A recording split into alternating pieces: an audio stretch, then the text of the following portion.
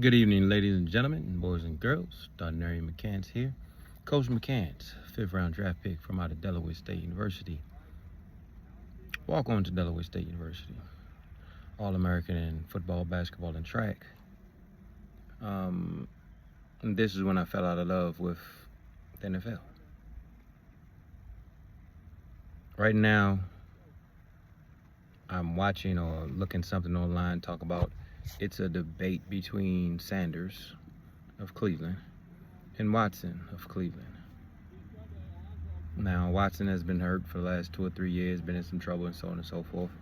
Sanders has come from the bottom for whatever reason and worked his way and proven time after time after time after time after time that he is the man. But yet he still got to keep proving himself. It's not about performance. It's about who wants you in a position and contracts. First story, I'm balling. We playing against the Cowboys, and for me, East Coast games, NFC games were always my best games because it was a little bit personal, especially coming from this area, right? Living in Maryland, DC, Baltimore area. So anytime we played against the NFC East, I'm like, yo, I got to show off. 9 times out of 10, we was on Monday night. Oh, it was a big game. So I'm balling, having a great game. 4 or 5 catches in the first half, 70 yards. And the offensive coordinator comes in and says, hey, and he's speaking to the other 2 receivers, hey, man, we're going to get y'all the ball the second half. Why wouldn't you keep feeding the person that's balling?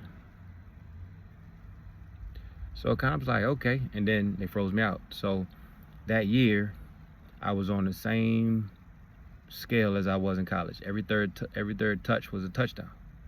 That was my game. Slants, curls, touchdowns. That was my game. Didn't want the ball every play. I was not a number 1 receiver. But when I'm balling, I'm balling. Then 2008, go to Baltimore, and I'm right behind the number 1 receiver. I'm like, yo, as soon as this little dude get hurt, I'm back in there. I'm good. They bring a guy off of injured reserve who was their 2nd round draft pick, and offensive coordinator was like, McCann, step back. I was like, cuz I've been here for the last 3-4 weeks busting my tail. This joker just coming off of IR, and you put him in front of me. He didn't have to earn anything. He didn't have to work his way up. He didn't have to get in shape. You just slide me back. And that is when I fell out of love with football, because it didn't matter how well I performed. It didn't matter what I did, what I said. It was based off contracts. Oh, he's a 2nd round draft pick. Same situation in Philly. Oh, the 2nd round draft pick. We got to keep him over you. Atlanta, go down and have a great workout. Man, you was the best wide receiver we've seen in a long time, but we're going to keep these rookies. Go to Cleveland.